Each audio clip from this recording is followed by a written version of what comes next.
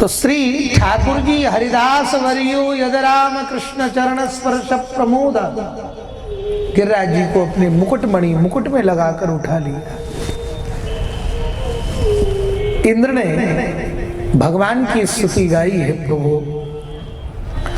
विशुद्ध सत्वम धवता तव धाम शांतम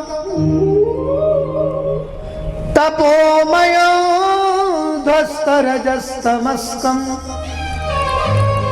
मायामयोऽयं गुण संप्रभावो न विद्यते ते ग्रहणानुबंध।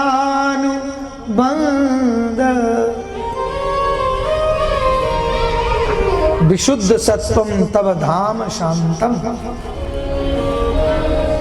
भगवान आपका जो स्वरूप है वो, वैसे तो गुण आप में बहुत है, पर भगवान में दो गुण बड़े दिव्य हैं। यदि वो दो गुण प्राप्त हम लोगों को हो जाएं, हमारे अंतःकरण में आ जाएं, फिर तो भगवदीय कृपा से हमें कोई रोक नहीं सकता। भगवान में दो गुण क्या हैं? तो कह रहे हैं विशुद्ध सत्वम तव धाम शांतम। आप में दो गुण बड़े दिव्य रूप से विद्यमान हैं, शांत और ज्ञानमय। भगवान सो काय पे रहे हैं? सोते हैं फन पर, शेषनाग पर। और कैसे हैं? शांताकारं भुजगशयनं पद्मनाभं सुरेशं विश्वाधारं गगनसदृशं मेघवर्णं शुभांगं लक्ष्मीकान्तं कमलनयनं योगभिर्ध्यानगम्यं वन्दे विष्णुं भवभयहरं सर्वलोकैकनाथं। भगवान भी शांताकारम, सोए नाग पर और परम शांत। और हम लोग सोते हैं महाराज बिस्तर पर और सबसे ज्यादा शांत है। बोलो जय नारायण। क्या बात है, एकादशी तो कल है, क्या आज से ही व्रत रखना शुरू किया है? तो फिर इतना धीरे क्यों? बोलो जय नारायण। हाँ, तपोमयम ध्वस्त रजस्तमस्कम। आज कथा में सुन रहे थे ना कि निद्रा गई, ब्रह्मा जी के पास कहाँ जाऊं? तो कहा जो कथा में बैठे हो उनके ऊपर आ जाओ। ये क्षेपक आदि की बात हो सकती है, वो भी सत्य है, पर पुराणांतर यदि समझा जाए नींद क्यों आती है तो इसका एक ही सिद्धांत है, हमारे भीतर धारणा की कमी है। महाराज धारणा मजबूत हो जाए, माई के लाल है, नींद आ जाए भगवान की कथा में, भजन में, है? कोई सवाल ही नहीं है। पद्धति को हमने सीखा ही नहीं है। धारणा की कमजोरी, ये मूल बात है। धारणा की कमजोरी होने पर हमें ये नींद आदि ज्यादा आती है भगवान की कथा में, क्योंकि भगवान में धारणा मजबूत नहीं होती हमारी। आप मजबूत कर लो, देखो आ जाए नींद। अरे तुम 3 रात 3 दिन जगे हो, भजन करो तो नींद ना आए, यदि धारणा मजबूत हो तो। सच्ची बात यही है कि हम लोगों की धारणा ही ठीक नहीं है, इसलिए हमको भगवान की पाठ पूजा आदि में नींद आती है। वो भी बात ठीक है, ब्रह्मा जी से वरदान लिया उसने, पर धारणा कमजोर हो जाती है तो उस कारण से भी भगवत भजन में हमारा मन नहीं लगता। अष्टांग योग है, उसमें धारणा, ध्यान, धारणा, समाधि आदि आदि, प्रत्याहार आदि आदि अष्टांग योग का वर्णन करते हैं। तो आप परम ज्ञान में हैं, रजोगुण और तमोगुण से रहित हैं। हे प्रभु, जो हर परिस्थिति में शांत होगा वही ज्ञानी हो सकता है। ज्ञान का अर्थ क्या है? बहुत किताबों को पढ़ना ज्ञान है, बहुत श्लोकों को याद कर लेना ज्ञान है, कि या बहुत महाराज कुछ बोल देना ये ज्ञान है? नहीं, ये ज्ञान की परिभाषा नहीं है। जो कहा जा रहा है वो तुम्हारे अंतर भी अंतरंग हो जाए, वो ज्ञान है।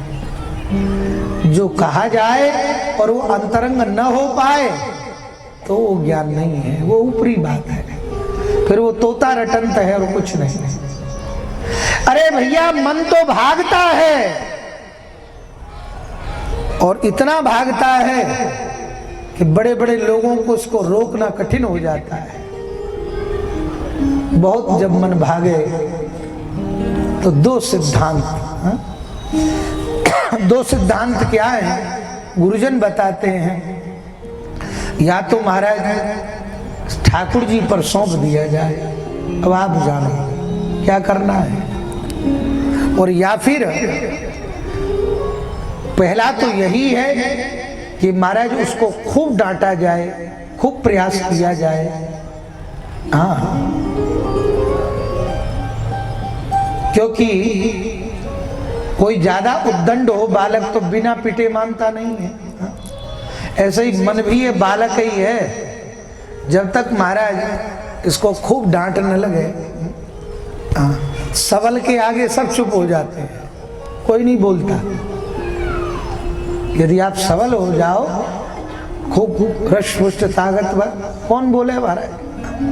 पुलिस वाले भी नहीं बोलते सबल के आगे। हमने देखा हमारे पंडित जी, हाँ, श्री रामदास जी बहुत अच्छे विद्वान हैं, वो हमको मेला में ले जाते हैं, हम इन्हें जरूर ले जाते हैं।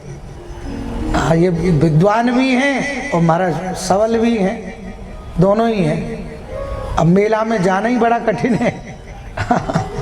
हाँ, संजी तो उस दिन खूब पैदल चल के आई।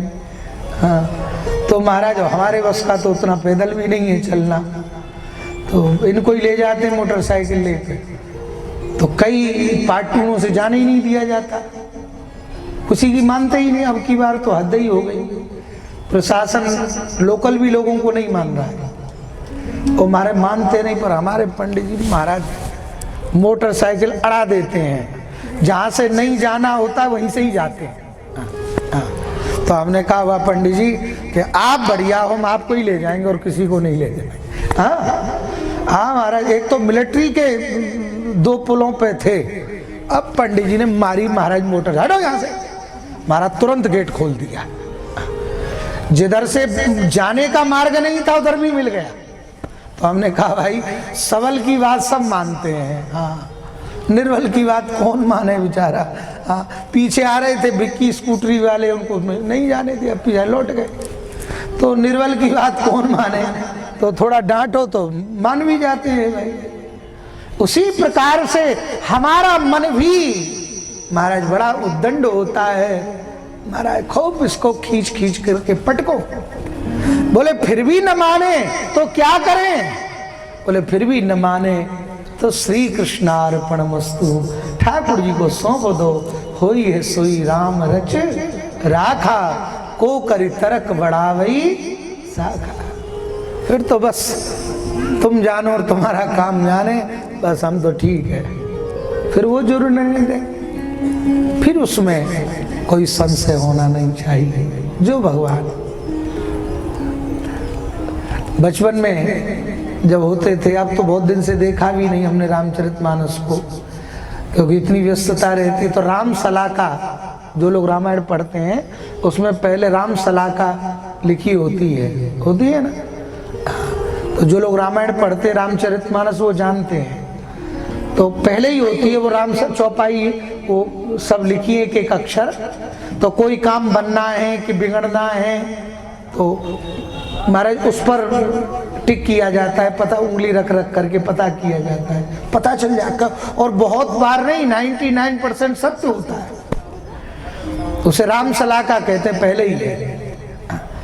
ऐसे ही ज्योतिष में भी निर्णय सागर पंचांग आता है, उसमें भी एक कौवे का हमारा चित्र बनाया गया है, उसमें आंख बंद करके उंगली फिराई जाती है, तो नाक पे आ जाए तो उसका अलग फल है, आंख पे आ जाए तो उसका अलग फल है, मुंह पर आ जाए तो उसमें अलग फल है, पैर पे आ जाए तो उसमें अलग उंगली घुमाई जाती है आंख बंद करके, जहां रुक जाए।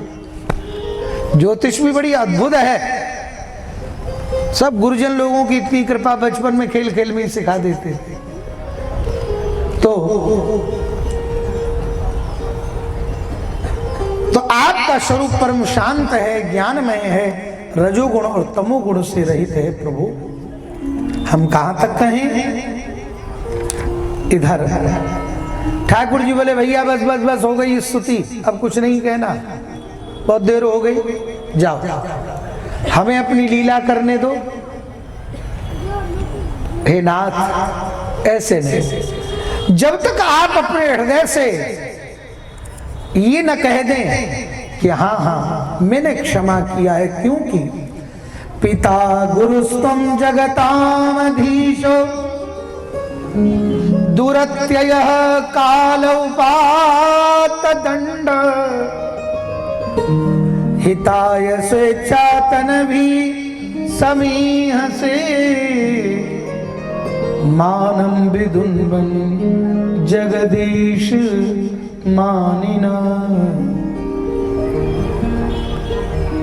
आप कैसे हैं? आप जगत के पिता, गुरु, स्वामी। भगवान में तीनों ही कह दिए हैं, पिता भी हैं, गुरु भी हैं और स्वामी भी।